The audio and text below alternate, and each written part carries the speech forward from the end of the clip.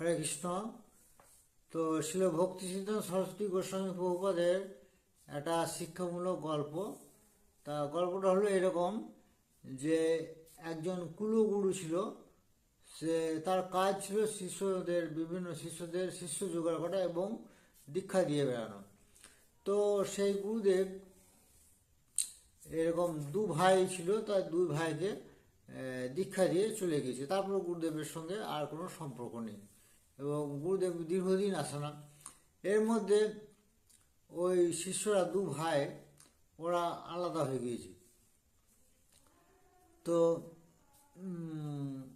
দীর্ঘদিন পর যখন গুরুদেব তাদের বাড়িতে এলো, তো ছোট বৌমা বাড়ির কোনো কাজে বাইরে ছিল, ও কোনো কাজ করছিল। তো সে গুরুদেবকে দেখে সে তাড়াতাড়ি এসে গুরুদেবকে প্রণাম করলো এবং সে তার ঘটি নিয়ে জল নিয়ে সে গুরুদেবের বাঁ পাটা ধুতে আরম্ভ করলো। এবং গুরুদেব বলে, এ করছো কি, করছো কি তুমি? আগে ডান পা ধুতে হয়, হ্যাঁ, প্রথমে ডান পা ধুতে হয়, তারপর বাঁ পা ধুতে হয়। তো বললো যে আর বলবেন না, আপনার সব ছেলেরা সব পৃথক হয়ে গিয়েছে। তো এখন যদি আমি ডান পা ধুই তাহলে ওদের ভাইদের মধ্যে মারামারি লেগে যাবে। তো আপনি এক কাজ করুন, আপনি ওই ডান পাটা ওদের বাড়িতে গিয়ে ধুয়ে আসুন। তো এইটি ছিল ছোট গল্প। এই গল্পের মূল শিক্ষা হলো যে কিছু কিছু কুলগুরু আছে যারা এরকম কোনো বাছ বিচার না করে বিভিন্ন জনকে দীক্ষা দেয় এবং তাদের দীক্ষা দেওয়াটাই তার জীবিকা, এবং দীক্ষা দেওয়ার মাধ্যমে তারা জীবিকা নির্বাহ করে।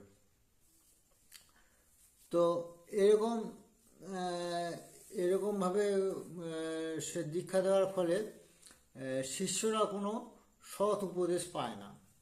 হ্যাঁ, তারা এতটাই অসৎ হয়ে যায় যে তারা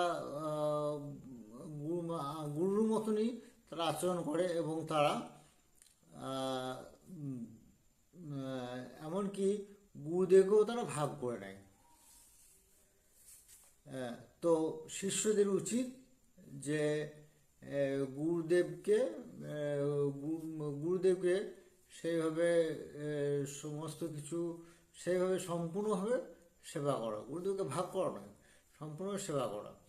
তো সেই রকম ওই জন্যে সমস্ত শিষ্যদেরই একজন সৎ গুরু অনুসন্ধান করা উচিত। হরে কৃষ্ণ।